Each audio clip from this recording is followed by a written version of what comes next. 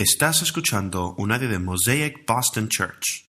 Si deseas ver más recursos, conocer Mosaic Boston y las iglesias de nuestro vecindario o hacer una donación a este ministerio, visite mosaicboston.com. Padre Celestial, te agradecemos que enviaste a Cristo. La vida, la divina palabra de Dios, el Dios de la ley, por el que creaste absolutamente todo en Jesús. Y viniste y viviste una vida perfecta, una vida de perfección según lo decretado por Dios Padre. Y lo hiciste para presentarte como sustituto, como un sacrificio por nuestro pecado, por nuestra falta de perfección o incluso por la falta de deseo de buscar la perfección moral.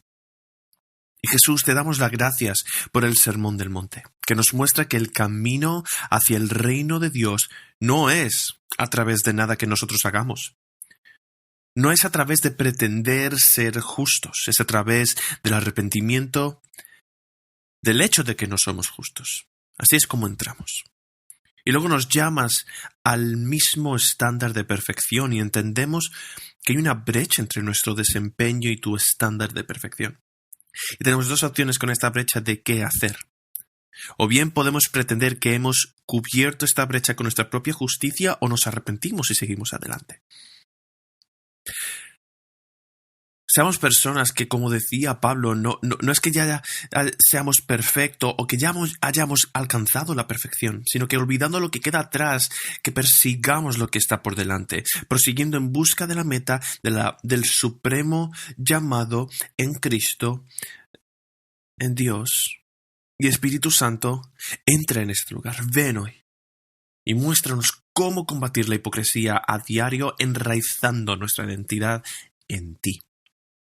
Somos aceptados por el sacrificio de Cristo. Somos tuyos. Tú conoces cada uno de nuestros pecados pasados, presentes y futuros. Y Jesús, tú moriste en la cruz por esos pecados. Todo fue expuesto allí en la cruz. Por lo tanto, no hay necesidad de cubrir nuestro pecado, nuestra falta de justicia. No hay necesidad de fingir. Y podemos venir ante ti, Dios, podemos arrepentirnos y podemos recibir la gracia para seguir adelante. Te pido que bendigas nuestro tiempo con la santa palabra hoy. Y te lo pedimos en el nombre de Jesucristo. Amén. Hoy tratamos con el tema favorito de todos, que es la hipocresía. Nos encanta la hipocresía, especialmente la hipocresía de los demás.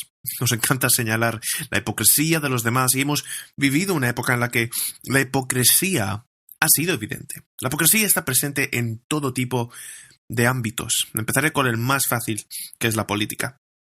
Los políticos que dicen póngase las mascarillas tienen la máscara puesta. La cámara se apaga y luego la máscara se quita.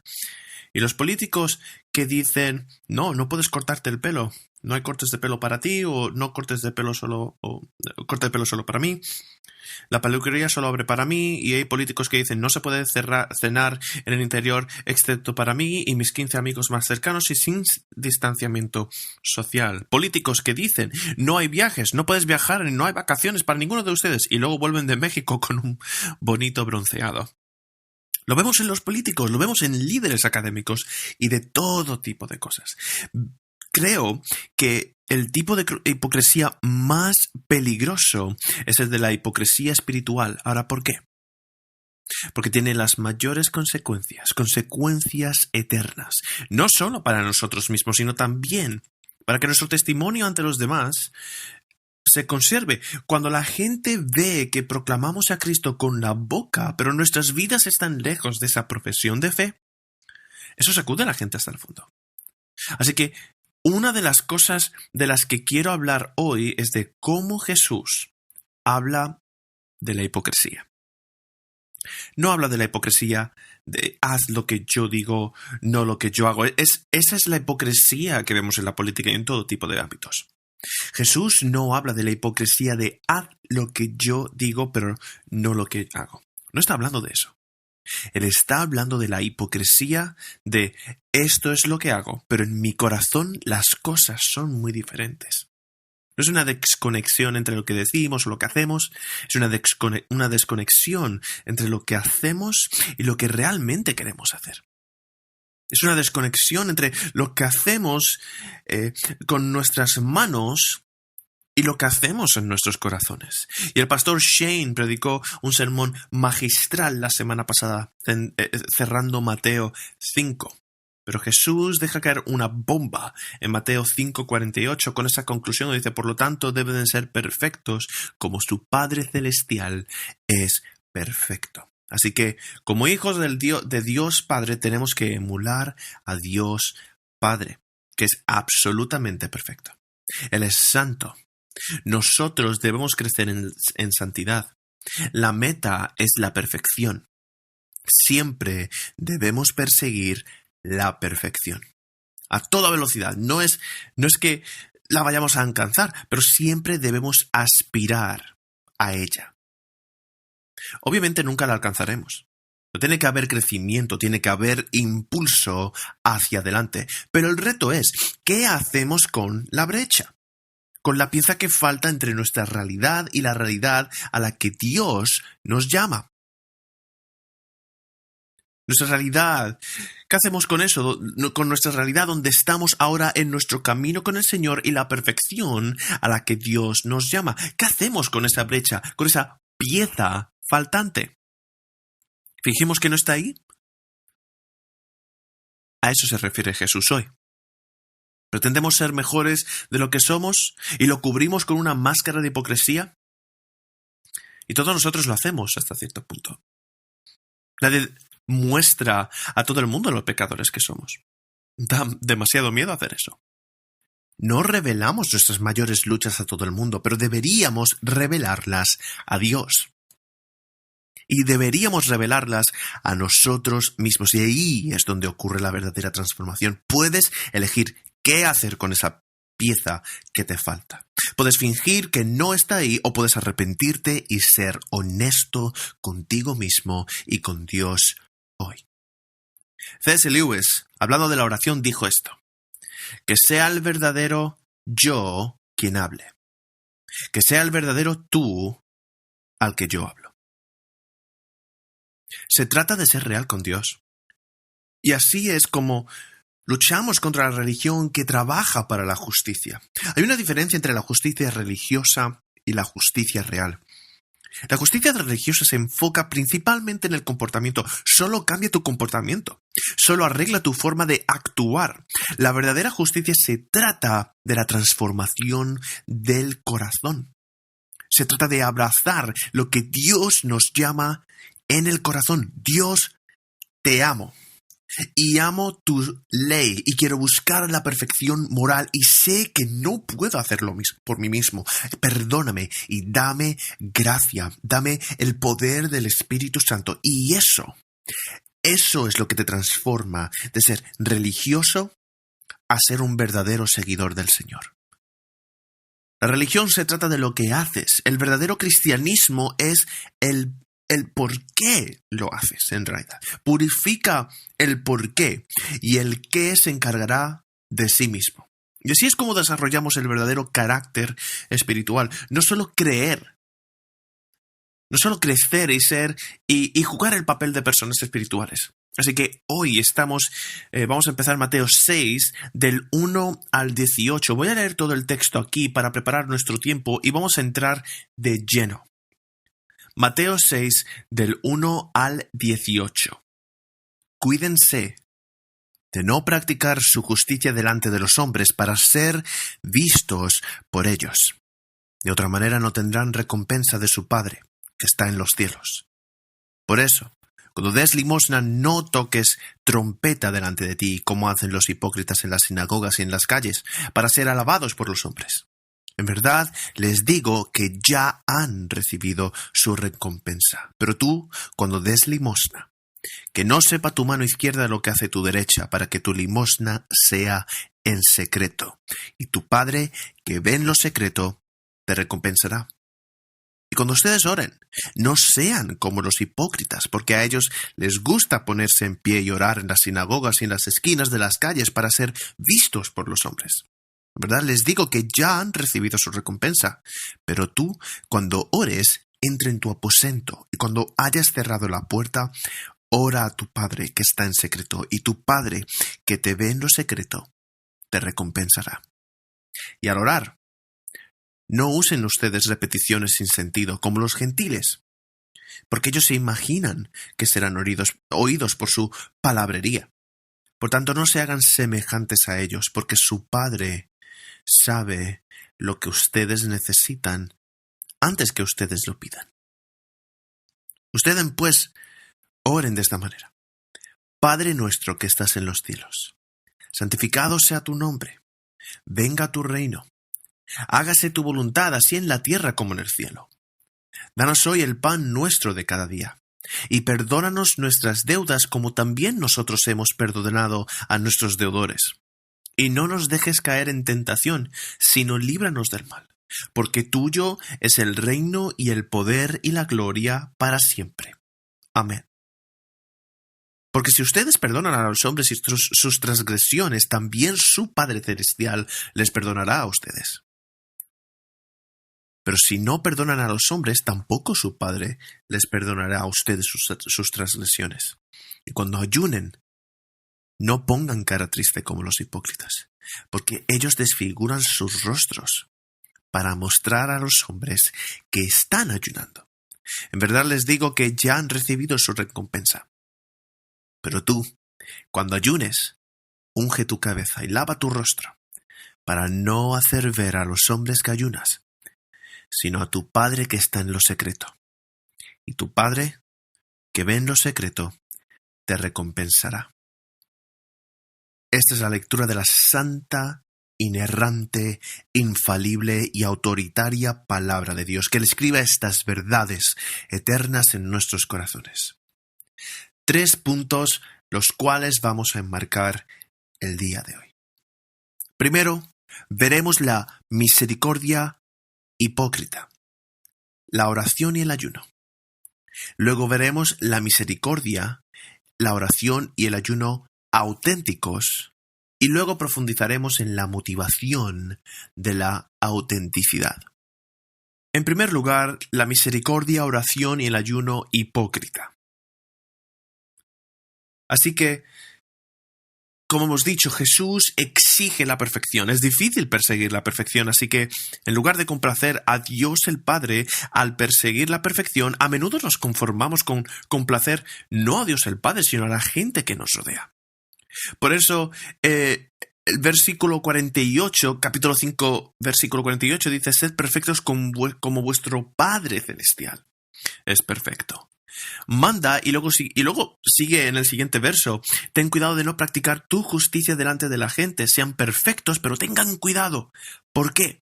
Porque Jesús está plenamente consciente de nuestra propensión, la propensión de nuestro corazón al autoengaño.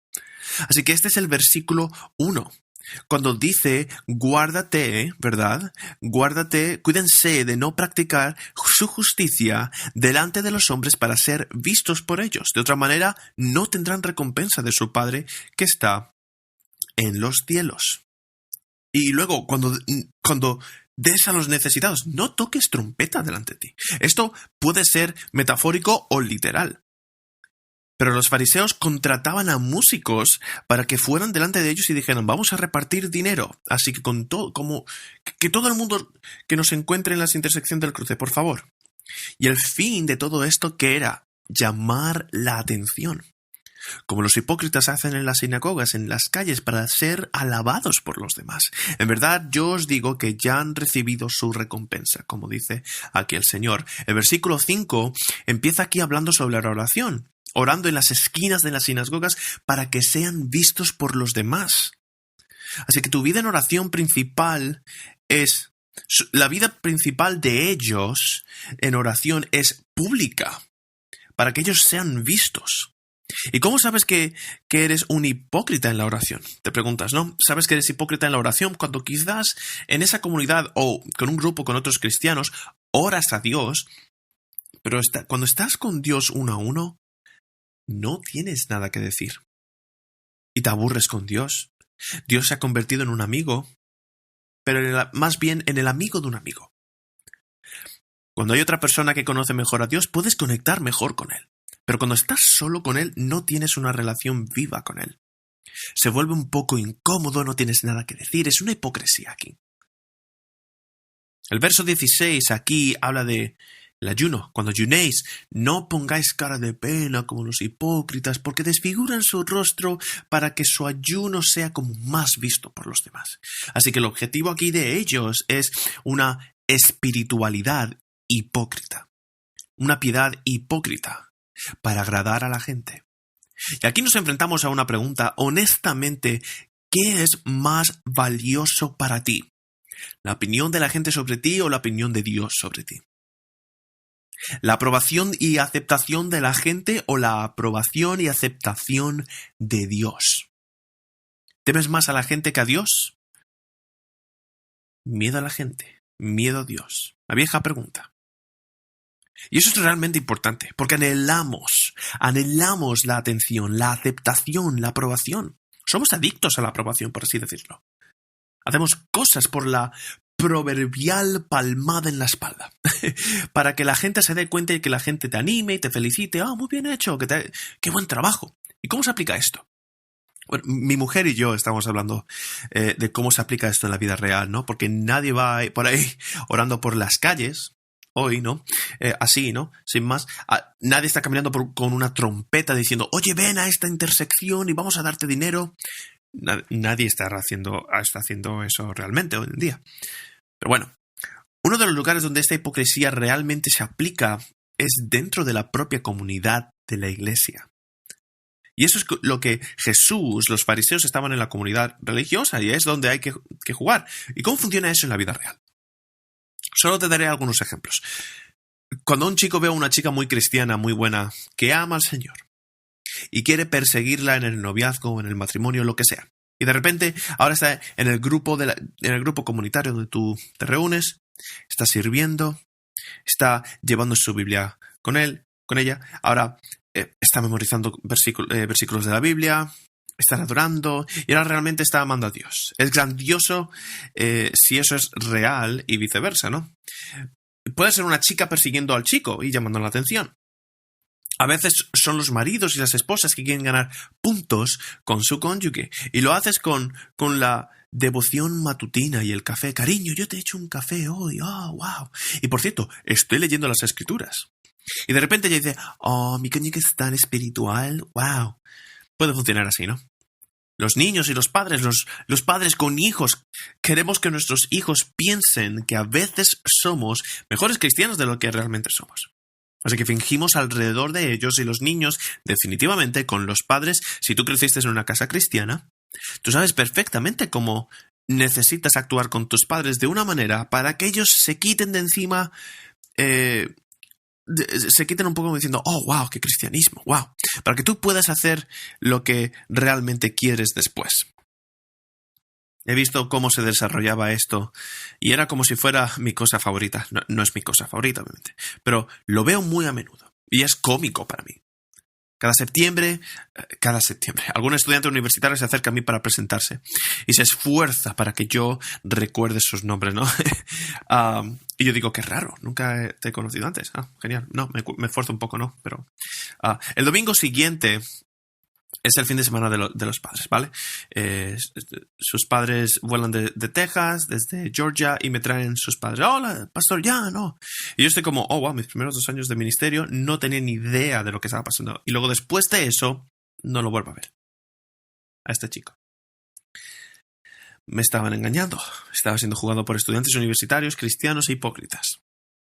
Entonces, ¿esto se aplica a nosotros? Sí. ¿Por qué?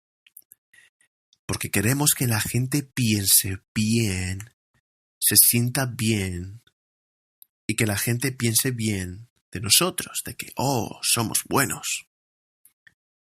Se siente bien que la gente piense que estamos haciendo cosas bien. ¿Cómo ahí? Entonces te preguntarías, ¿por qué el deseo de hacer el bien? ¿Por qué el deseo de ser aprobados por hacer el bien? Porque hay una brújula moral en cada uno de nuestros corazones y sabemos que es mejor ser bueno que malo. Y para muchos no cristianos, esto de aquí, la aprobación de la gente, es también un cuelgue de dos vías. Primero dices, como no cristiano, porque necesito el evangelio. Todos a mi alrededor piensan que yo soy una buena persona. Ya soy una buena persona, porque tengo la aprobación de la gente que me rodea. Y aquí, lo que Jesús quiere decir es que la aprobación de la gente que te rodea no importa tanto como la aprobación de Dios. ¿Qué piensa Dios de ti? ¿Qué sentido tiene obtener la aprobación de personas caídas que han rebajado las normas de Dios? O a veces con los incrédulos estás interesado en el Evangelio, entiendes tu necesidad de gracia, entiendes tu necesidad de Dios en tu vida, entiendes tu necesidad de arrepentimiento. Pero también entiendes que si te dedicas a Dios, si te conviertes en cristiano, perderás la aprobación y la aceptación de la gente en tu vida. Tal vez la gente en tu oficina, o tu familia, o tu comunidad. Juan 12 del 42 al 43 dice: sin embargo, muchos aún de los gobernantes creyeron en él, pero por causa de los fariseos no lo confesaban, para no ser expulsados de la sinagoga, porque amaban más el reconocimiento de los hombres que el reconocimiento de Dios. Este hambre voraz por la aprobación y la alabanza de la gente era el pecado acosador de los fariseos, y a menudo es el pecado acosador de nosotros mismos. Ansiamos la aprobación de la gente. Juan 5:44 dice así: ¿cómo pueden creer cuando reciben gloria los unos de los otros y no buscan la gloria que viene del único Dios? Jesús dice aquí varias veces que no hagáis como los hipócritas, pero no dice solo así. Dice: no sean como los hipócritas. Versículo 5, el versículo 8. No deben de ser como los hipócritas. No sean como ellos. Ahora está llegando no solo a la acción, sino a la identidad. No está diciendo simplemente no hagáis lo que hacen los hipócritas. Está diciendo no seáis hipócritas. Está llegando a la identidad. ¿En qué basaban su identidad los hipócritas? ¿En qué la basaban? Enraizaban su identidad en lo que la gente pensaba de ellos. Míralos. Rezan. Oran. Oh, qué bien. Oh, míralos hoy. Mira cómo dan. Son tan generosos. ¡Wow! Míralos hoy cómo ayunan. Son tan autocontrolados. Madre mía. Oh, qué justos. ¡Wow! Son tan piadosos. Su integridad estaba arraigada en la aprobación de la gente. Y Jesús dice: no sean como ellos. No arraiguen su identidad en la aprobación de la gente. Enraícen su identidad en la aprobación de Dios. ¿Qué es un hipócrita? Básicamente, en griego la palabra significa actor, que actúa consciente o inconscientemente donde el exterior contradice el interior. Y uno es mucho mejor por fuera. La fachada es mucho más bonita que el interior. Hipocresía. Y eso es lo que voy a decir, porque mucha gente es como: los cristianos son todos hipócritas. Yo no voy a la iglesia porque hay muchos hipócritas ahí. Y mi respuesta a eso es: pues, bienvenido al club. Hay muchísimo espacio. Bienvenidos. Todos somos hipócritas. Así que en un sentido, todos luchamos con ello. Todos luchamos con ello. ¿Qué es la hipocresía? La hipocresía no es vivir de acuerdo con las normas que tú estableces o que Dios establece. Eso no es hipocresía. Eso es fragilidad humana. Todos somos pecadores, todos estamos rotos y debemos buscar la perfección a través del arrepentimiento. Así que la hipocresía no es no vivir de acuerdo con las normas a las que aspiras. Es fingir que las cumples mientras no las abrazas con tu corazón. Es pretender cumplir las normas de Dios y decir: sí, he llegado, o sí, estoy persiguiendo estas normas. Pero en el fondo de tu corazón no lo haces. En el fondo de tu corazón estás persiguiendo otras cosas. Y hablamos de esto en términos de imaginación. Bueno, Dios no cautiva tu imaginación, otra cosa lo hace. Así que en tu corazón puedes ser un pecador malvado, persiguiendo cosas malvadas, pero por fuera parece que todo es maravilloso. Esa es la hipocresía.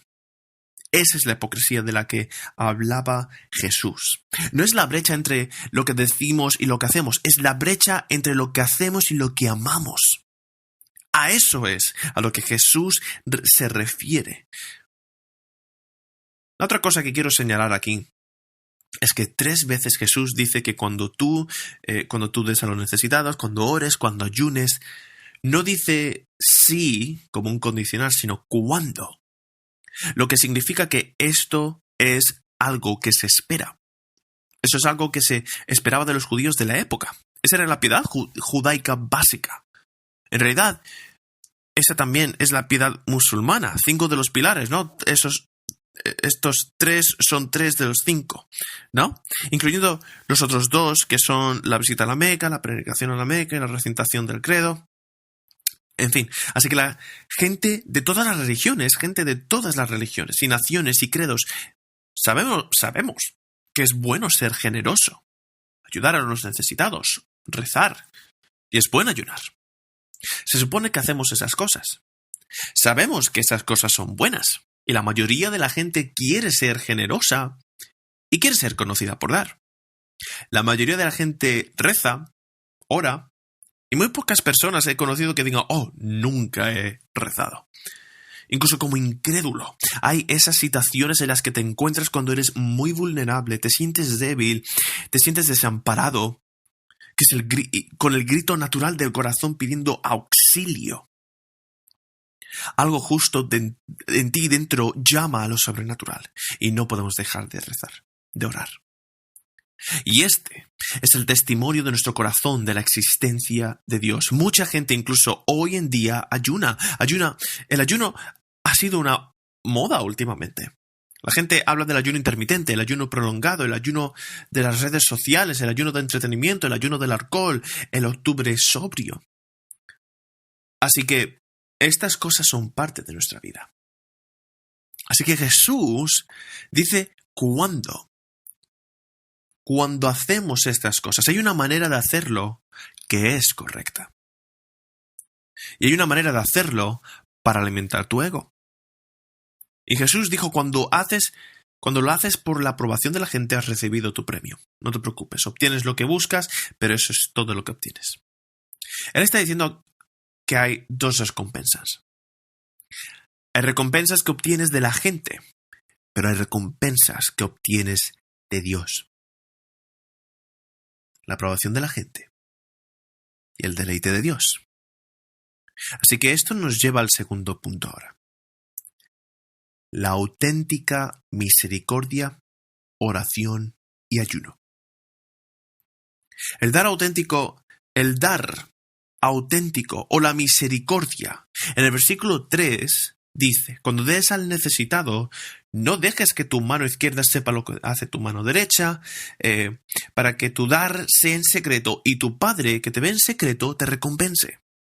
Una de las cosas que me viene a la mente inmediatamente es que si has estado leyendo atentamente el Sermón del Monte, ¿vale? Automáticamente te preguntarás, bueno, ¿cómo yo concilio esto con lo que dice Mateo 5, 14, 16?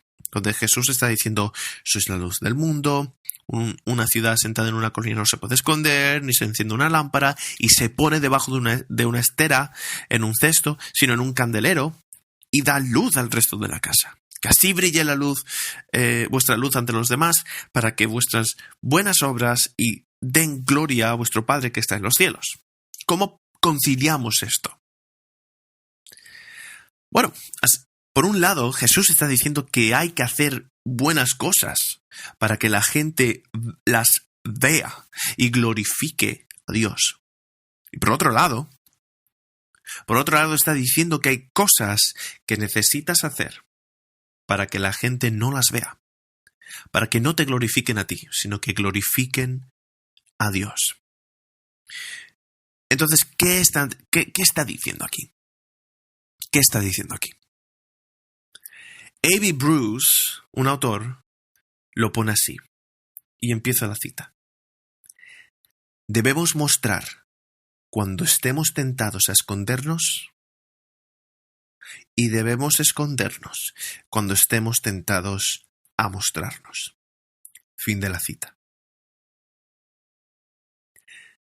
Jesús tiene una separación entre nuestras buenas obras y nuestra piedad personal, nuestra devoción personal a Dios. Nuestras buenas obras no pueden dejar de ser públicas. Nuestras disciplinas espirituales deben ser en secreto y el objetivo final es la gloria de Dios. ¿Por qué dar y orar y ayunar en secreto? Porque eso mismo es algo que glorifica a Dios cuando nadie más lo ve. ¿Qué pasa con nuestras buenas palabras? Bueno, cuando la gente ve las buenas obras, glorifican a Dios. Así que el objetivo final es la gloria de Dios. Nuestras buenas obras tienen que ser visibles, pero nunca por hacerlas visibles. La frase "no dejes que tu mano izquierda sepa lo que tu mano derecha hace" es una metáfora abrumadora. Si ayudas a alguien con tu mano derecha, tu mano izquierda en cierto sentido no sabe lo que está haciendo. No se trata solo de no decírselo a los demás. Es casi como no decírtelo ni a ti mismo. Si das a alguien y luego ni siquiera piensas en ello, no brilles por el hecho de que ayudas a esa persona. Hay un estado de no autoconciencia, como si no dieras con la mano y no con el corazón. Y Jesús está diciendo, ten cuidado, porque tu corazón es tan poroso que puedes llegar a convertir la misericordia en vanidad. Así que hay un sentido en el que establecemos cuánto podemos dar en nuestra generosidad y puedes presupuestar eso. Pero también hay un sentido en el que no lo cuentas. No cuentas cuánto has dado en el nombre de Jesucristo. Hay un sentido donde ese número nunca está en tu mente porque entiendes que eso ni siquiera era tuyo para empezar. En Mateo 6:6 dice lo siguiente. Mateo 6:6 dice, pero tú cuando ores, entra en tu aposento y cuando hayas cerrado la puerta, ora a tu Padre, que está en secreto, y tu Padre, que ve en lo secreto, te recompensará. ¿Está Jesús denunciando la oración pública? No, por supuesto que no. Lo que está haciendo es que está denunciando la oración pública cuando no tienes oración privada. Cuando el único movimiento o el único momento en el que se ora es públicamente, es cuando se ora en público, digamos. En secreto ante Dios uno a uno, esa es la esencia de la oración. El Salmo 27, del 7 al 9, dice así: Escucha, oh Señor, mi voz cuando clamo. Ten piedad de mí y respóndeme.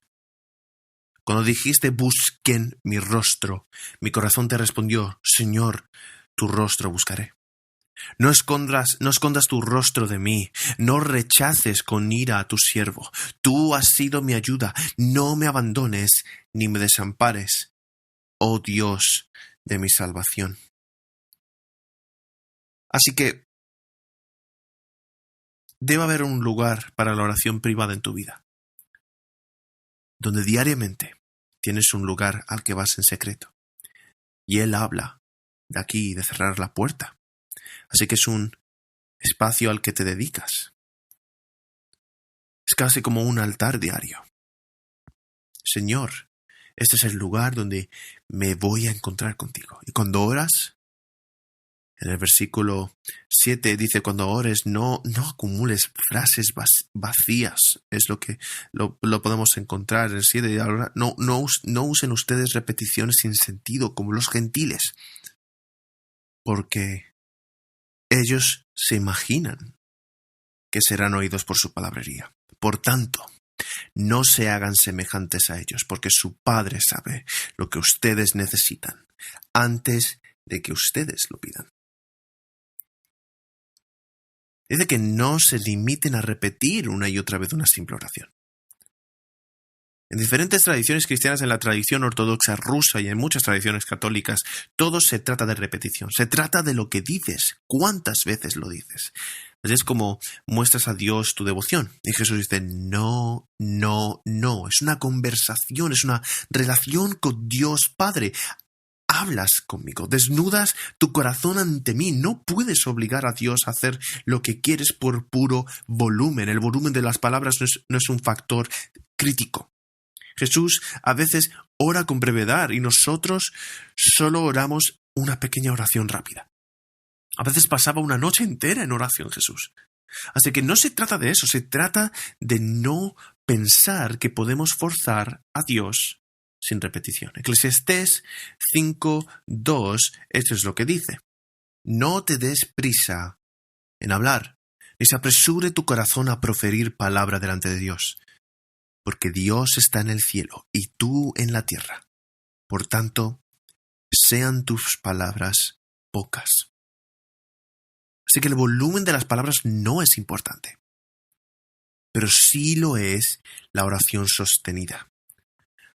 Lucas 18. Jesús da una parábola de la viuda que va ante un juez y ella está rogando por justicia, suplicando por justicia, y el juez, solo por su insolencia, su sostenida venida a él, se lo concede a ella.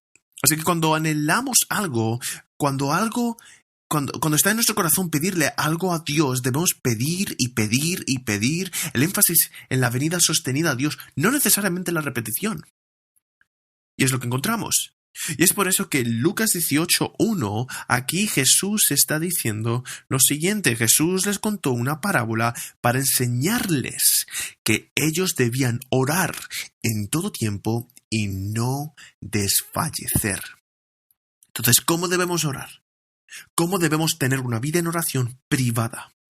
Jesús no nos da la oración que debemos de orar, sino el modelo que debemos orar. El versículo 9, esto es lo que encontramos. Ustedes pues oren de esta manera. No es lo que dice orad específicamente de esta manera. Y muchas tradiciones han malinterpretado este texto.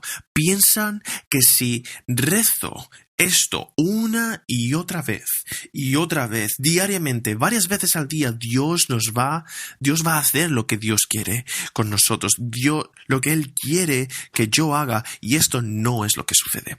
Él dice, esta es la plantilla, ese es el modelo. Y el modelo funciona así. Nuestro Padre en el cielo. Solo quiero que veáis el énfasis en la segunda persona del plural. La primera persona, la segunda persona, y el plural de aquí es ustedes, junto. Nuestro Padre. Él no está diciendo mi Padre, nuestro Padre que está en el cielo. Santificado sea tu nombre, venga tu reino, hágase tu voluntad en la tierra así como lo es en el cielo. Danos el pan del día de hoy. Como dice, danos hoy nuestro pan de cada día y perdónanos nuestras deudas como también nosotros hemos perdonado a nuestros deudores. Y no nos dejes caer en tentación, sino líbranos del mal, porque tuyo es el reino y el poder y la gloria por siempre. Amén. Así que antes de llegar a nuestras necesidades, ¿en qué nos centramos? En Dios. Nos enfocamos en Dios, en Cristo. Pero dime esto, ¿por qué Jesucristo oró tan a menudo como lo hizo? Él es Dios encarnado. Él puede darse a sí mismo cualquier cosa. Puede crear milagros, satisfacer todas nuestras necesidades. ¿Por qué oró Jesucristo? ¿Qué obtuvo Jesucristo de la oración que no pudiera darse a sí mismo? ¿Sabes lo que obtuvo? Obtuvo tiempo con Dios Padre. Y por eso oramos. Y eso es lo que combate la hipocresía en el interior. Donde te pones de rodillas ante Dios y dices, Dios, tú sabes todas las cosas, tú sabes mis luchas, tú sabes todas mis necesidades. Y antes de hablar de mis necesidades necesito centrar mi atención en ti, Señor. Tú eres mi Padre, tú eres nuestro Padre, el Padre de esta comunidad. Santificado sea tu nombre. Que tu nombre sea santo, que tu nombre trascendente sea santo. También eres un Dios personal, porque tú, Padre, eres así. Venga tu reino. No mi reino, tu reino, Señor. Que se haga tu voluntad. Antes de hablar de mis necesidades, voy a hablar de que se haga tu voluntad en la tierra como en el cielo, Señor. Y luego, ahí es cuando llegamos a nuestras necesidades. Danos hoy el pan nuestro de cada día. No estás orando solo por tus propias necesidades. Es Dios. Todos en la comunidad de fe. Danos hoy nuestro pan de cada día. No me des el pan para mañana o para la próxima semana o para un mes. Solo para hoy. Danos este pan de cada día. Y perdónanos nuestras deudas, como también nosotros hemos perdonado a nuestros deudores. Hay esta conexión entre perdónanos porque hemos perdonado y no nos dejes caer en la tentación. Líbranos del mal. Señor, no puedo vencer a la tentación por mí mismo. No puedo vencer a la tentación del mal. Ayúdame. Porque si perdonáis a los demás sus ofensas, vuestro Padre Celestial también os perdonará a vosotros. Pero si no perdonáis a los demás sus ofensas, tampoco vuestro Padre os perdonará las vuestras. Este texto puede ser muy mal interpretado para decir que la única manera de que te perdonen tus pecados es asegurarte de que has perdonado a todo el mundo, como si perdonar a los demás fuera el precio de ser escuchado. Y he estado en iglesias donde se ha practicado esto, pero esto no encaja en el contexto del Sermón del Monte. Esto no encaja en el contexto del Evangelio de Mateo ni en el contexto de toda la Escritura. No está diciendo que tienes que hacer esto por Dios para que Dios haga algo por ti. Está diciendo que pedir perdón para uno mismo mientras no se perdona a los que han pecado contra uno es el colmo de la hipocresía. Así que si pides perdón, debes saber que Dios espera que perdones a los que han pecado contra ti. Y esto nos lleva a la vida de oración porque entiende que si no tratamos con el pecado de otras personas contra nosotros, esto nos va a destruir absolutamente desde adentro. Y luego llega al ayuno y al verdadero y auténtico. Y luego llega el ayuno, el verdadero y auténtico ayuno, ¿vale? Mateo 6, 17 al 18, lo que dice es lo siguiente: cuando ayunen no pongáis cara triste, como los hipócritas, que se desfiguran sus rostros para mostrar a los hombres que están ayunando. En verdad les digo que ya han recibido su recompensa. Y cuando ayunes, cuando ayunes, unge tu cabeza, lava tu rostro, para no hacer ver a los hombres que ayunas, sino a tu Padre que está en lo secreto. Y tu Padre que te ve en lo secreto te recompensará. Jesús pone que sus discípulos ayunaran, que esto será una cadencia regular de nuestro caminar espiritual. Los fariseos ayunaban, y lo sabemos por Lucas 8, 12, 2 veces por semanas, los lunes y los jueves. Lo más probable es que fuera de sol a sol. Ese era su ayuno. Así que lo más probable es que se saltaran 2 comidas, como un ayuno de 20 horas, 24 horas, y los fariseos ayunaban. Cuando ayunaban tenían una expresión sombría, se veían miserables. Iban sin lavar, desaliñados, incluso se rociaban con ceniza para ser vistos por los demás. Y por cierto, si conoces a alguien que ayuna regularmente y hace un ayuno prolongado, es algo impresionante. ¡Wow! O sea, tienes el control sobre ello, puedes saltarte una comida, puedes saltarte 2 comidas, puedes hacer un día completo sin comida. Eso es realmente impresionante. Y los fariseos usarían esto para construir un capital social en la comunidad donde dejarían a la gente saber. Así que hoy sería como publicar esos en las redes sociales, digamos, básicamente. Y hay todo tipo de aplicaciones de ayuno que muestran cómo empezar, cómo parar, y puedes poner todas tus medidas ahí y la gente comparte en las redes sociales, ¿no? O sea, lo de antes comparado con lo de hoy. Acabo de terminar un ayuno de 5 días. ¡Wow! Y todo el mundo le felicita. ¡Ay, like! Muy bien. Eso es básicamente lo que los fariseos están haciendo, ¿vale? Y habían recibido su recompensa. Pero esto no tiene ningún significado, porque lo estaban haciendo mal. Jesús no dice que, por lo tanto, no ayunen nunca.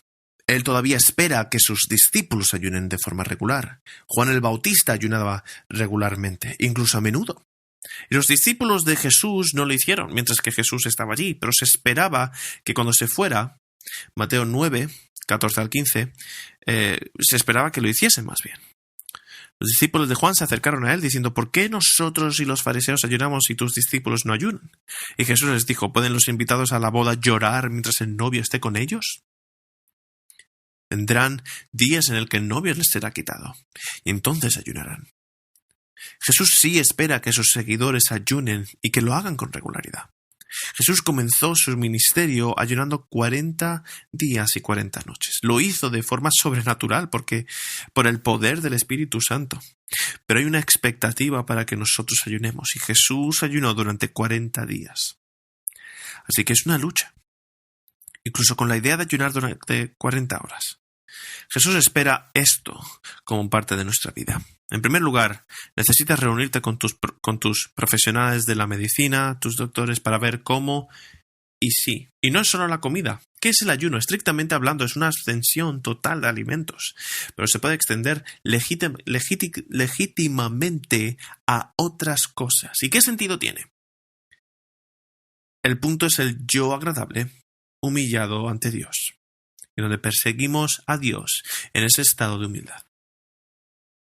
Salmo 35:13, pero yo, cuando ellos estaban enfermos, vestía de cilicio. Humillé mi alma con ayuno, y mi oración se repetía en mi pecho. A veces en las Escrituras el ayuno está conectado con el arrepentimiento, donde uno se arrepiente del pecado y se humilla ante Dios y trae el ayuno para profundizar esa humildad. Nehemías hizo eso con todo el pueblo. Reunió a todo el pueblo y ayunó y con cilicio. Se pusieron de pie y confesaron sus pecados. Cuando Jonás fue a predicar a Nínive, se arrepintieron a través de la predicación de Jonás y proclamaron un ayuno y se vistieron de cilicio. Daniel buscó a Dios mediante la oración y la súplica con ayuno, cilicio y ceniza, y oró al Señor, a Dios, e hicieron confesión por los pecados de la gente. Recuerden a Pablo. Se encuentra con Jesucristo en el camino a Damasco. Durante 3 días y 3 noches no come porque está en tal arrepentimiento por el hecho de que persiguió a los cristianos y mató a los cristianos y persiguió. A veces el ayuno se utiliza para pedir al Señor misericordia o la bendición o guía en el futuro. Dios, en esta época, yo no sé qué hacer. ¿A dónde me llevas?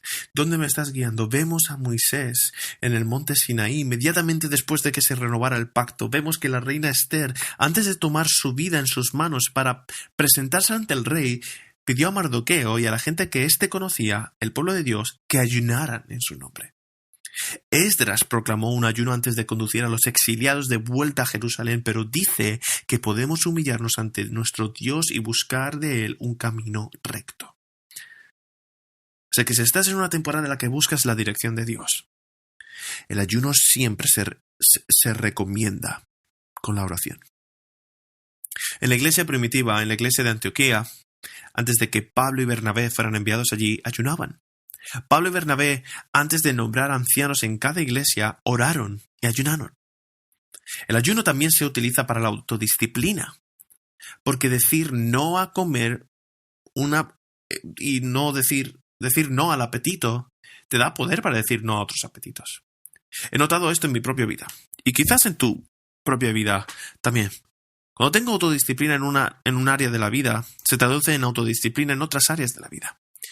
Cuando la autodisciplina aumenta aquí, aumenta en todas las áreas. 1 Corintios 9, del 24 al 27, dice lo siguiente. Dice, ¿no saben que los que corren en el estadio, todos en verdad corren, pero solo uno obtiene el premio? Corran de tal modo que ganen. Y todo el que compite en los juegos se abstiene de todo. Ellos lo hacen para recibir una corona corruptible, pero nosotros una incorruptible. Por tanto, yo de esta manera corro, no como sin tener meta. De esta manera peleo, no como dando golpes al aire, sino que golpeo mi cuerpo y lo hago mi esclavo, no sea que habiendo predicado yo a otros, yo mismo sea descalificado. Así que en términos prácticos, ¿cómo incorporar el ayuno en tu vida si nunca lo has hecho? Tienes que hacerlo. Tienes que introducirlo con facilidad. Tal vez retrasar una comida en la mañana, retrasar el desayuno, facilitarlo o eliminar cierta categoría de alimentos, etc. Un montón. Puedo darte todos los aspectos prácticos. Pasé una temporada en la que quería aprender todo lo que pudiera sobre el ayuno. Leí todos los libros sobre el ayuno que puedo encontrar y creo que fueron más de 100 libros los que leí.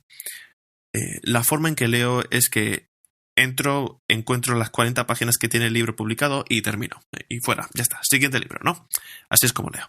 Y esa es la forma en la que deberías leer también. Y por eso sé, en esta parte del sermón, puedo ponerme a ayunar, pero Jesús dijo que esta parte de tu vida tiene que ser secreta. Así que no voy a ir a decirlo. Así que no voy a hacerlo. No, podemos hablar de esto en secreto. Y cuando dices eso, entonces eso atrae la atención hacia ti. O sea que todavía lucho con esta parte. Pero sí, en secreto. No voy a decirte todo porque quiero mi recompensa en el cielo. Punto número 3. La motivación para la autenticidad. ¿De dónde sacamos la motivación? Tenemos que averiguar cuál es la motivación para la autenticidad, la genuinidad. Debemos de averiguar cuál es la motivación para la hipocresía. Si puedes aislar la causa, entonces podemos encontrar fácilmente el remedio. ¿Por qué es el hipócrita? ¿Por qué está motivado el hipócrita? ¿Qué le obsesiona al hipócrita? La aceptación de la gente. Y si consigue la aceptación de la gente, eso no es realmente lo que se busca. Lo que realmente te obsesiona no es solo la aceptación de la gente, sino cómo se siente eso en tu interior. Así que, realmente no estás motivado por complacer a otras personas tanto como a complacerte a ti mismo. Así que estás motivado por complacerte a ti mismo y por eso oras, por eso das, por eso ayunas. Eso es lo que lleva a la hipocresía. Porque obtener el placer de la gente es mucho más fácil que obtener el deleite de Dios. Mucho más fácil. Porque todo lo que tienes que hacer es fingir. Así que todo se reduce a lo que más amas. ¿Amas más a ti mismo o a Dios? En última instancia, la única razón por la que la gente se complace a otros es para encontrar placer en uno mismo. ¿Por qué? Porque somos inseguros. Somos inseguros. Somos conscientes de nosotros mismos. Necesitamos que otra persona nos diga que somos buenos, porque sabemos que en el fondo no lo somos. Que hay pecado que no podemos exponer. Entonces, ¿cuál es el remedio? El remedio es encontrar tu seguridad en Dios. Encontrar tu remedio en Dios. Encontrar tu aceptación y tu aprobación en Dios. Estar seguro en el hecho de que eres amado por Dios el Padre. ¿Cómo puedo estar seguro de que soy amado por Dios el Padre? Mira lo que Dios el Padre hizo por ti. Comienza dando a los necesitados. Bueno, Dios nos dio a los necesitados. Él dio a su amado Hijo. Porque Dios dio a su Hijo amado, porque Dios amó tanto al mundo que dio a su Hijo amado para que todo que en Él crea no muera, sino que tenga vida eterna. Dios dio su mayor tesoro por nosotros, porque sabía que éramos buenos. Porque vio que somos justos. No. Para nada. Jesucristo vino y murió por los pecadores. Y Jesucristo en la cruz murió por cada uno de sus pecados, tus pecados pasados, presentes y futuros. Por lo tanto, ni siquiera tiene sentido que escondamos nuestro pecado delante de Dios. Porque como cristiano, tus pecados han sido pagados en la cruz, absolutamente expuestos por Dios el Padre en la cruz, ya que Jesucristo estuvo llevando la ira de Dios por esos pecados. Así que no hay absolutamente ninguna necesidad de esconderlo. Y sabemos que cuando venimos a Él, nos arrepentimos de nuestros pecados sin pretender ser justos. Él nos perdona de todo nuestro pecado y nos da el poder de vivir una vida transformada. Y aquí es donde ocurre la transformación. Cuando entiendes cuánto te ha amado Dios, entonces tu corazón comienza a crecer en amor por Dios. Es donde la verdadera modificación de la esencia sucede. No solo el cambio de conducta. Mateo 6, 4 al 5, para que tu dar sea en secreto y tu Padre que está en secreto te recompense. Cuando ores, no debes ser como los hipócritas porque ellos aman. Eso justo ahí. Ese es el corazón de la hipocresía. Cuando entiendes lo que es el corazón de la hipocresía, entonces empiezas a entender lo que puede ser el corazón de la autenticidad. Porque les gusta estar en pie a orar, en las sinagogas, en las esquinas de las calles para ser vistos por los demás. En verdad os digo que ya han recibido su recompensa. Les encanta llamar la atención de la gente porque les encanta el placer que produce en ellos. Mateo 23, del 5 al 7 dice lo siguiente: sino que hacen todas sus obras para ser vistos por los hombres, pues agradan sus filacterias y alargan los adornos de sus mantos, aman el lugar de honor en los banquetes y los primeros asientos en las sinagogas y los saludos respetuosos en las plazas y ser llamados por los hombres rabí. Les encantaba. Así que luchamos con la hipocresía. Por eso todos luchamos con esto, porque todos luchamos con el amor propio, todos luchamos con el orgullo. Y esto es lo que es el pecado. El pecado es amar cualquier cosa más que a Dios. ¿Cómo combatimos la hipocresía entonces? ¿Cómo lo hacemos? Con el amor de Dios. Creciendo en el amor de Dios al crecer y entender cuánto nos ama Dios.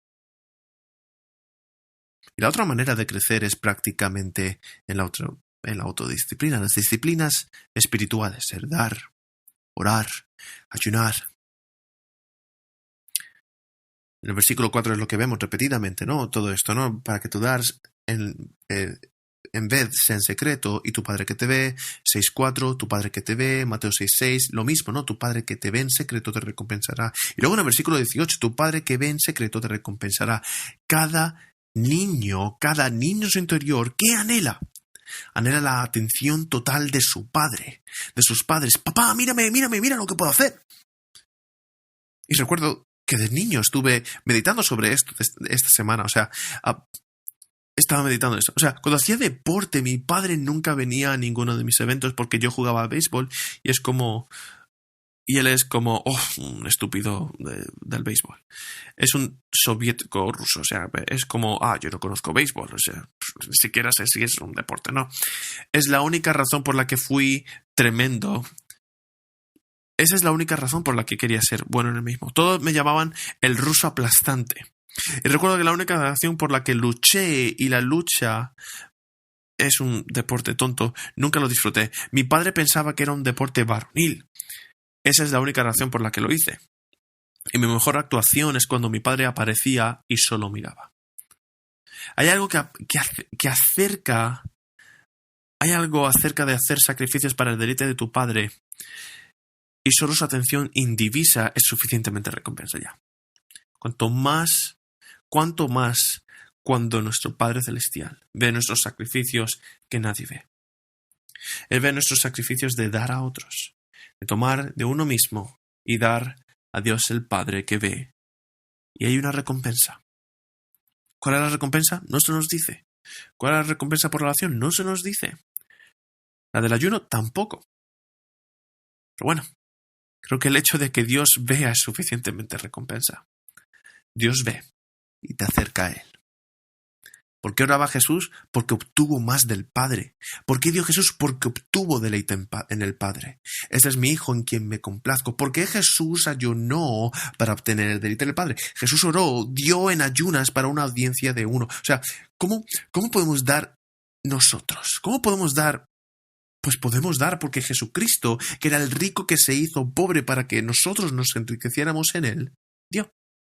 ¿Cómo sabemos que nuestras oraciones más bien, son escuchadas porque Jesucristo sabemos que son no escuchadas porque Jesucristo en el huerto de Getsemaní hizo una oración que fue rechazada. Pasa de mí este cáliz, esta copa, Dios mío, ¿por qué me has abandonado? Cristo dice en la cruz que su oración fue rechazada. Fue rechazado de la presencia de Dios mientras estaba llevando nuestros pecados sobre sí mismo para que nuestras oraciones pudieran ser escuchadas el día de hoy. ¿Cómo puedo ayunar? Porque tengo un mayor tesoro que la comida, tengo el pan de vida. Los fariseos se centraban en la letra de la ley, en la ley misma, que solo conducía a la justicia interior. Jesús se centró en el corazón de la ley, que solo se puede cumplir desde el corazón. Y aquí es donde necesitamos a Jesucristo. Necesitamos a Jesucristo para que nos dé un corazón nuevo. Mucha gente hoy justifica su pecado diciendo, yo nací así. Jesucristo viene y dice, sí, todos necesitan nacer de nuevo. Todos somos pecadores. Todos necesitamos un trasplante de corazón. Todos necesitáis que saquen de nuestro corazón de piedra aquí de nuestro cuerpo y nos sustituyan por un corazón de carne. Y eso se hace humillándose ante Cristo, viniendo a Él diciendo, Jesús, soy un hipócrita.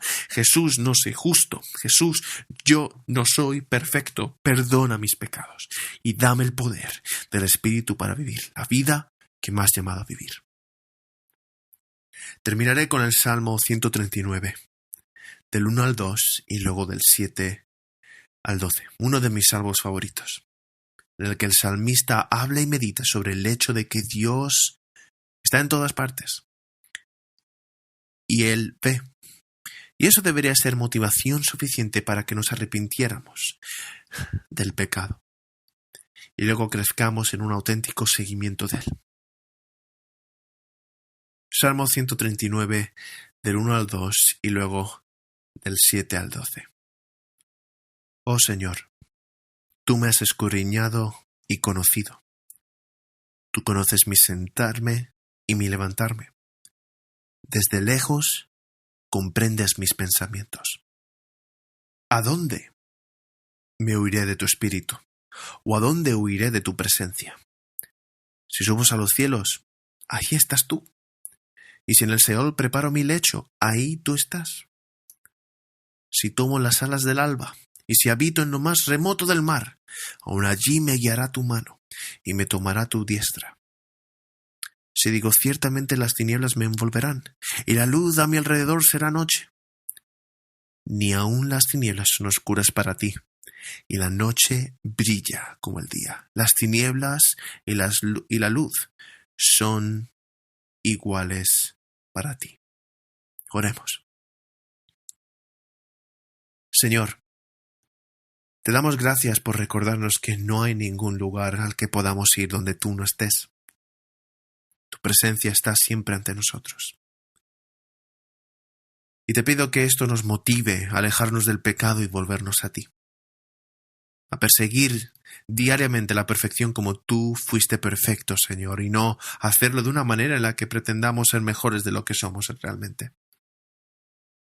Que lo podamos hacer de una manera en la que nos arrepintamos cuando no alcancemos el estándar de perfección y que luego nos levantemos y que continuemos siguiéndote. Señor, te agradecemos por el Evangelio de Jesucristo. Gracias por perdonar todos nuestros pecados. Cuando nos alejamos del pecado y nos volvimos a Cristo. Señor, que sigas haciendo de nosotros personas que persiguen la distancia espiritual de dar, que nos hace personas generosas, perseguir el tiempo en oración contigo, que no hay nada más gratificante que pasar tiempo con Dios, Padre. Y que ayudemos de las cosas que nos alejan de ti y disciplinarnos para que nuestra carne no se apodere de nosotros. Que sigamos caminando por el poder del Espíritu Santo.